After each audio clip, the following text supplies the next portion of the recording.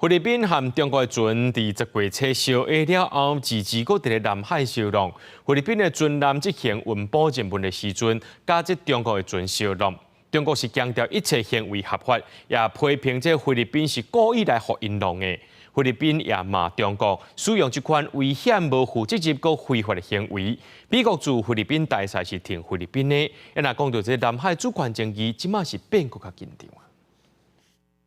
头前这台白色的船一直划过来，尾仔就真正弄到。这台白色的船驶走了，一人看到船边写着“中国海警”。菲律宾的军方指控中国的海警第22世纪在南海仁爱大沙附近危险砸船，去弄到菲律宾军方营运的补给船。另外一台中国船也甲执行护航任务的菲律宾海岸警卫队的船去相撞。菲律宾发表声明，以上强烈的言辞谴责中国的危险、无负责任、非法侵略菲律宾主权的行为。中国海警局是反指控讲，是菲律宾的船走入去南沙群岛仁爱岛附近的海域，挑工制造事端，想要让局势变紧张。中国海警船也几多遍警告无效，才依法甲伊抓来，一切拢是正当合法，责任完全伫咧菲律宾迄边。恶意碰瓷制造事端，升温现场局势，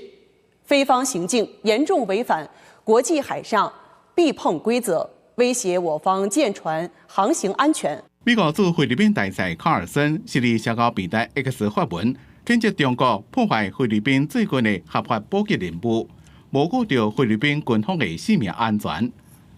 菲律宾总统小马可仕伫上任了，改变前总统杜特地的亲中国的态度，想要甲美国建立更加紧密的双边关系，包括和美国出入更加侪菲律宾的军事基地，要造成马尼拉甲北京的关系愈来愈恶化。南海是世界上上无形的贸易航线之一，中国宣称有差不多规个南海的主权，也拿周边的汶莱、马来西亚、菲律宾、台湾甲越南也对这片海域提出主权的声明。公司新闻新罗配编辑。